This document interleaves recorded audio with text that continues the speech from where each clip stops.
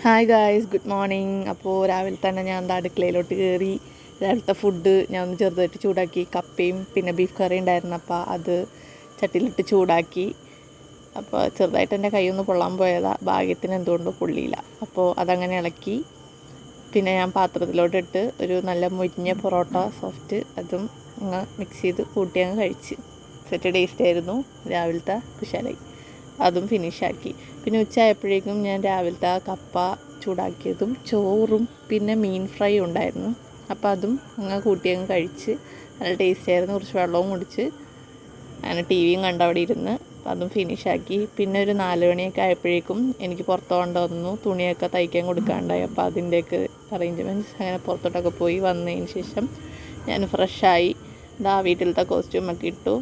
അതിനുശേഷം ഞാൻ അടുക്കളയിലോട്ട് വീണ്ടും കയറി മുട്ട ബുൾസൈ ഉണ്ടാക്കാനായിട്ട്.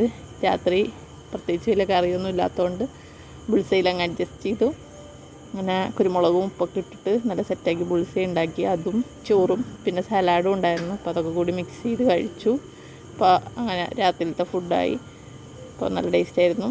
പിന്നെ ആസ് യൂഷ്വൽ എൻ്റെ മൂക്കിലൊഴിക്കുന്ന മെഡിസിൻസൊക്കെ ഒഴിച്ച് അതിൻ്റെ ഇടയ്ക്ക് അമ്മ പോകണ്ടായിരുന്നു. മൈൻഡാക്കണ്ട. അങ്ങനെ ഗുഡ് നൈറ്റ്.